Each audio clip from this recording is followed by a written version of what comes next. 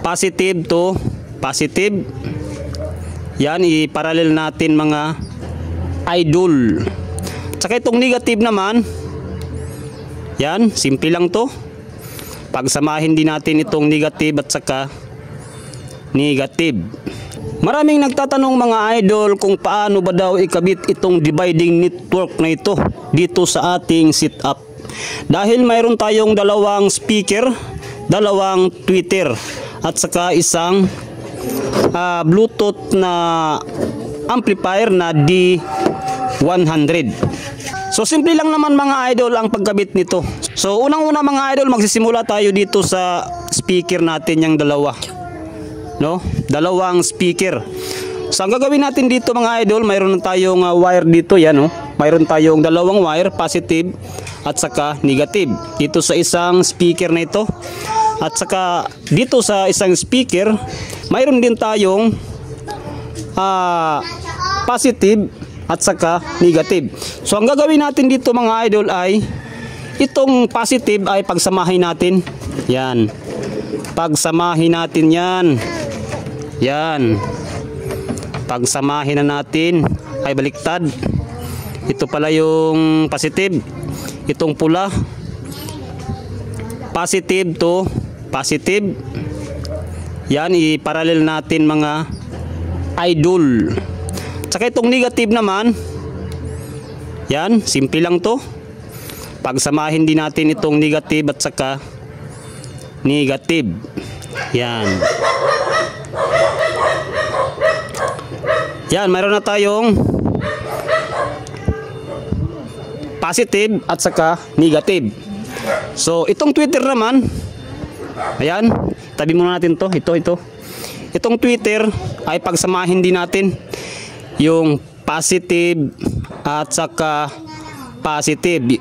Itong puros pula. Basta positive to positive. Yan, pagsamahin natin silang dalawa. At saka itong negative. Yan. So, ganun lang kasimple mga idol. Very easy lang. Yan. So, negative to negative, positive to positive. Ayan. So, ito ang ating dividing network mga idol. Yan. So, ito ating speaker. So, ikakabit na natin siya dito sa may nakalagay na base. So, ang positive ay sa positive dito, positive. At saka itong negative. So, yan na. Oh.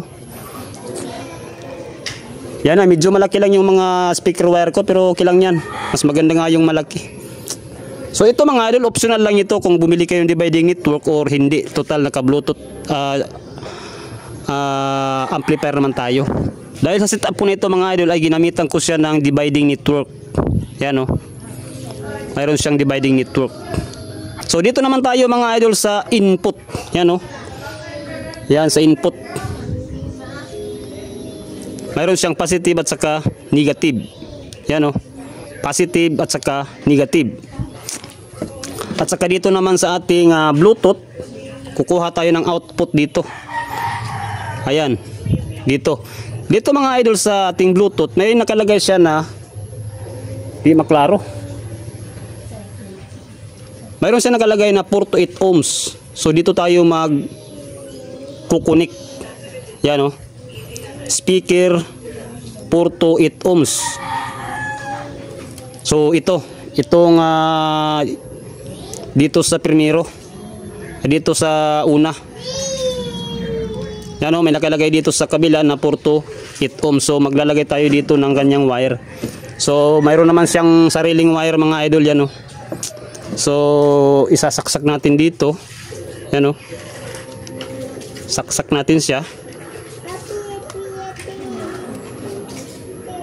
Yan, saksak. Oh, mayroon na tayong output dito. At saka siyempre dito sa input ng ating dividing network. Yan. So ganun pa rin mga idol. Negative, positive at saka negative. Yan oh, may pula at saka itim na wire. Ito lang mga idol, ito lang ang ating simpleng connection So uulitin natin. So nanggagaling dito sa output ng ating ampli, nagkuha tayo dito sa woofer niya sa 4 to 8 ohms na speaker output dito. So makikita naman natin mayroon siyang 4 to 8 ohms. At saka papunta siya dito sa input ng ating dividing network. Yan, sa input. At saka dito naman sa base ay yung dalawang speaker na yan. At saka itong tweeter, itong dalawang tweeter natin ang ating kinabit. So positive to negative.